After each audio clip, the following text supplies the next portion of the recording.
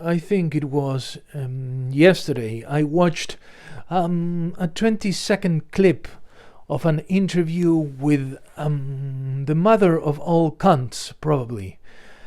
And I'm not talking about the German philosopher, but Cunts.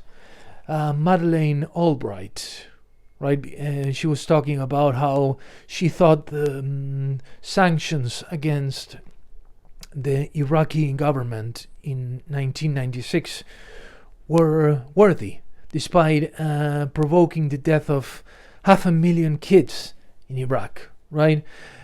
And try to find it if you can, or I'll leave a link in the show notes, because you'll see how removed she is from the reality of the statement. Surely she wouldn't dare to kill a kid, no matter how brown or black or Arabic or Kurdish that kid looked, because she wouldn't have the guts to do it. It takes guts to kill someone, right? I mean, it's that's why Gandhi admired physical resistance, right? He was a peaceful protester, but he did admire the resistance that someone was exerting whilst facing oppression. And in this case, this cunt of Albright, she wouldn't dare to kill someone with her own sort of awful hands. But when you rationalize things in a way they do, these psychopaths, because you can say sociopaths and sounds more acceptable, these psychos, that they have the reins of the destiny of people they will never meet and they don't care about at all. It's chilling, it's frightening, because this is the thing. The more removed and out of range, like Roger Waters sings, from you are from the damage you're exerting, the easier it is. I mean, for her, 500,000 kids is like some cents in her purse. She lost them. Oh, it doesn't matter. I mean, who are they, right? They are not white. They are very far removed from her circles. And obviously, she doesn't care. And neither her president, her colleagues, etc. They don't care. Because their conscience is this size. So they can bury things there, lock the door, and throw the key. Or eat it, perhaps. Who knows? But the idea of this video is to remind ourselves that surely the age of dictatorships in a way is over, as it was 40, 30 years ago, but the system evolves, right? And the psychopaths are finding even more places to exercise their own tendencies.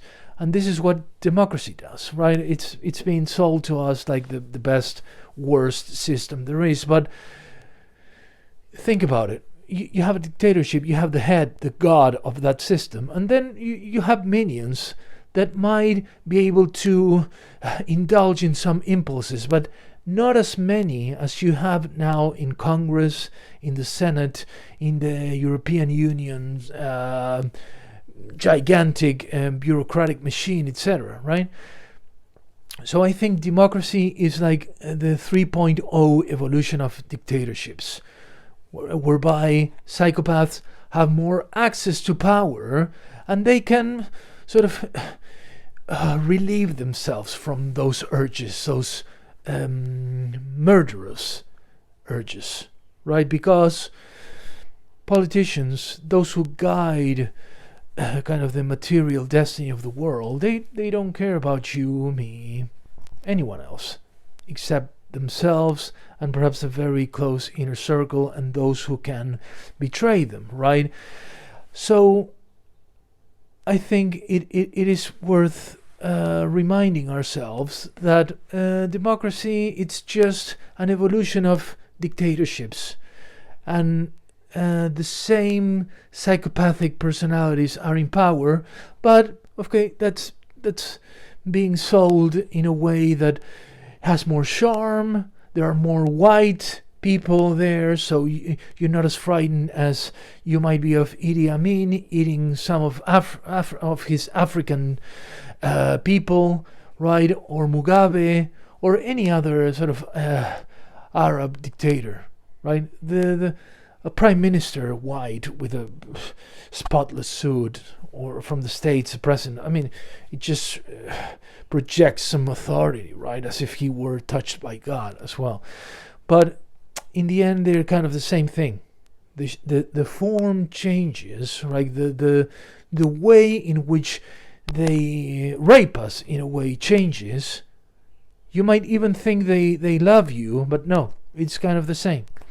So remember, when you vote, or don't vote, in case it's optional in your country, just remove the hopes, because the system works by using our energy. It's like a pendulum, right?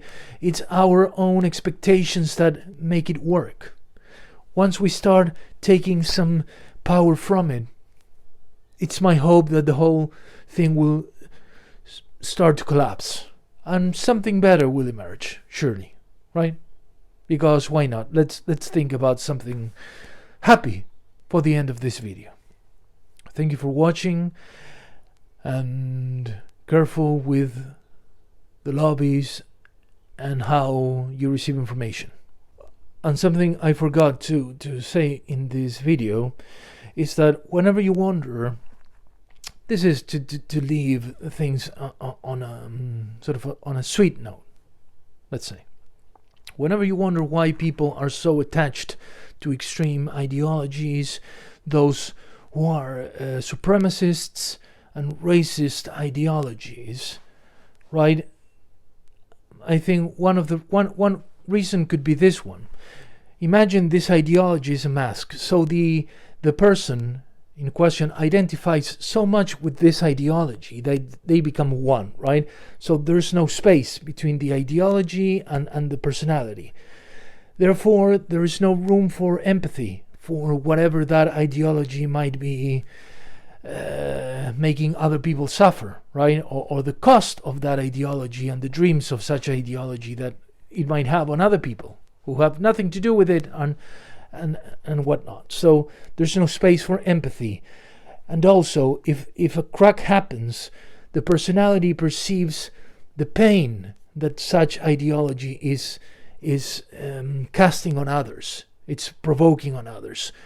And if the crack becomes too big, then the pain rushes in like a tsunami.